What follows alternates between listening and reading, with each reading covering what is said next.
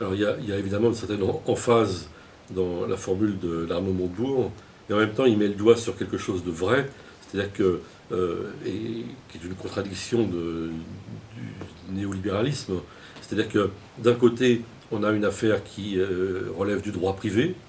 Peugeot est une société qui appartient bien entendu au droit privé, c'est-à-dire que les dirigeants embauchent et licencient comme ils veulent, pourvu qu'ils respectent évidemment les procédures. Et en même temps, on voit bien que ça a des retombées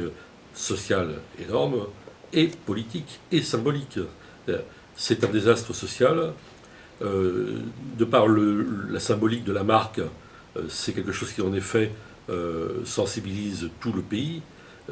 et ça a des conséquences politiques parce que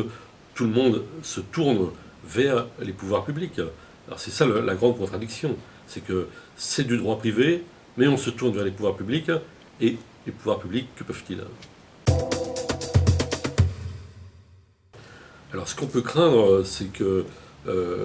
si on écoute bien le président de la République le 14 juillet, quand il nous dit en l'état, ce plan est inacceptable, ça peut se lire de deux façons différentes. On peut retenir plutôt le caractère inacceptable, selon lui, de ce plan de licenciement, mais le en l'état est un tout petit peu gênant. Et je dirais même qu'il est très gênant parce que on peut imaginer que on va un tout petit peu amender ce plan, le retoucher à la marge et finalement l'accepter. C'est l'ouverture qui est faite par cette expression. Et là, on a toute l'impuissance, disons, des pouvoirs publics. Alors, je pense qu'ils ne peuvent pas agir fermement sans enfreindre un peu, sans transgresser les règles qui sont justement la frontière entre le privé et le public, en l'occurrence, et sans prendre une décision résolue qui serait celle d'interdire ce plan, en tout cas de prévoir un moratoire pour pouvoir réfléchir à beaucoup plus long terme, d'autant plus qu'il est évident que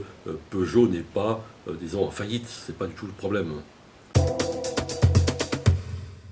Ce qui est intéressant, c'est qu'on observe que dans la presse et un peu partout, la critique qui est faite de cette décision des dirigeants de PSA, ce sont des critiques de type gestionnaire, et particulièrement hypocrite, puisque finalement on reproche à PSA de ne pas avoir fait ce qu'a fait Renault, c'est-à-dire de délocaliser et d'aller investir le marché chinois avec un produit adapté comme l'a fait Volkswagen, etc. Donc c'est vraiment une vision extrêmement étroite, réductrice, et on reproche à Peugeot de n'avoir pas fait ce qu'on reproche généralement, c'est-à-dire des délocalisations qui, comme chacun sait, produisent ici du chômage. Alors il faudrait quand même sérieusement prendre du recul et élever le débat, en particulier pour se pencher sur le fond du problème, qui n'est pas que Peugeot soit plus mauvais stratège, c'est bien possible, que ses concurrentes, mais qu'on est en face d'une crise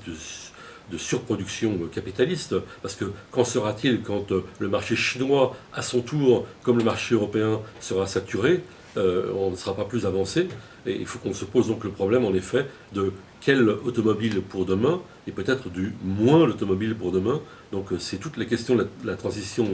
écologique qui doit être abordée, et pour cela, il serait bon que les décisions antisociales qui sont prises soient pour le moins gelées.